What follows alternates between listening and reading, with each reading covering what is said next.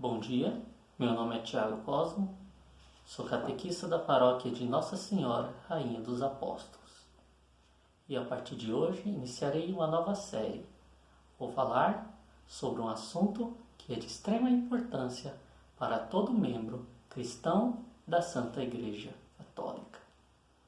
Falarei sobre a mediação da Santa Igreja no plano de salvação criado por Deus Pai. Hoje em dia, infelizmente, vivemos uma época de muitas divisões, seja na sociedade ou seja dentro da nossa própria fé, com o surgimento de muitas linhas diferentes de pensamento. A verdade sobre Jesus Cristo e sobre a Igreja acabou sendo questionada e negada por diversas pessoas, criando assim vários diferentes entendimentos, muitos deles errados, sobre Cristo e sobre a própria Igreja. Sendo assim, eu decidi fazer essa série para esclarecer essas interpretações erradas que surgiram ao longo do tempo. O primeiro desses pontos que irei discutir é sobre os desigrejados. Desengrejado é uma pessoa que, mesmo acreditando em Deus, não acredita na importância da Igreja, da religião como instituição. Ou seja, ela acredita na existência de Deus e na existência da salvação, mas não acha que a Igreja, como instituição, seja necessária para se alcançar essa salvação. Ela diz que basta ser bom e rezar em casa, rezar para Deus e muitas vezes negando todos os ensinamentos da Igreja, criando então uma fé própria, inventada da sua própria cabeça, acreditando em coisas que não existem na Bíblia e nos ensinamentos da Igreja.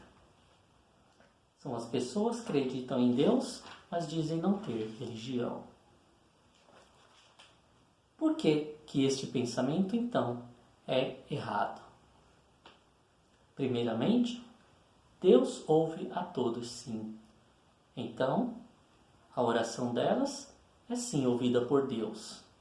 Porém, ao mesmo tempo, a pessoa está negando a verdade revelada por Deus e por Jesus Cristo. Ela nega os dogmas, nega os sacramentos e acredita em um Deus falso, pois não é o Deus que a Bíblia ensina. É um Deus inventado pela sua imaginação e que contradiz todos os ensinamentos que a Bíblia e a Igreja nos traz. E é por isso que essa comunhão com a Santa Igreja é necessária. A Igreja tem o papel de ser a guia e a educadora do seu povo. A Igreja nos ensina qual é a verdade. Nos ensina quem é o verdadeiro Deus e a forma correta de adorá-lo. Ela nos ensina o verdadeiro significado dos ensinamentos de Jesus Cristo, dos apóstolos e dos profetas. E ela também corrige todas as ideias erradas que nós temos sobre Deus, sobre a natureza da salvação e sobre a natureza do próprio ser humano.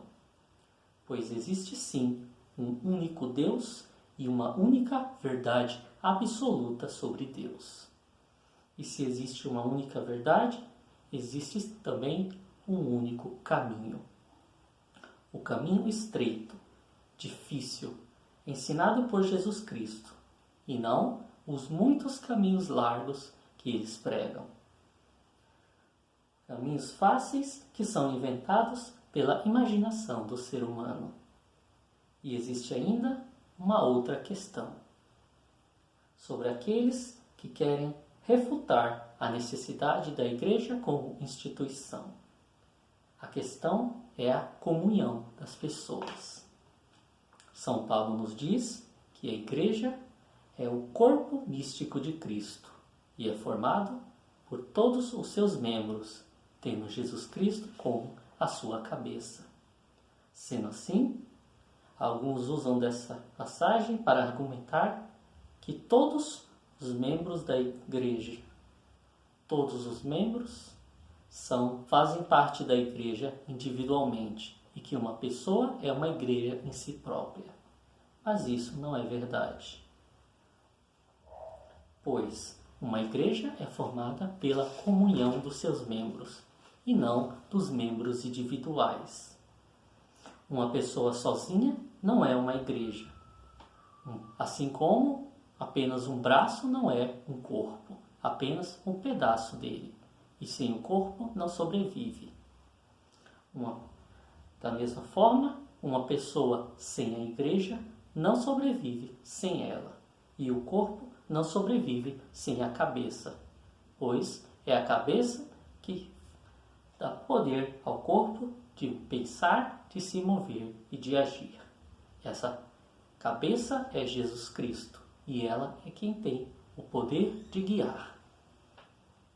A instituição, então, torna-se primordial para a existência da verdadeira salvação, tendo o objetivo de reunir os seus membros, ensiná-los a verdade, guiá-los pelo caminho correto e ensinar quem é verdadeiramente Deus.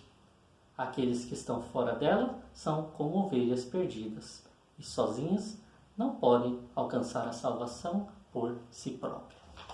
Muito obrigado a todos, que Deus vos conceda os dons da sabedoria e do entendimento e que Ele vos abençoe, em nome do Pai, do Filho e do Espírito Santo. Amém. Tenham um bom dia a todos.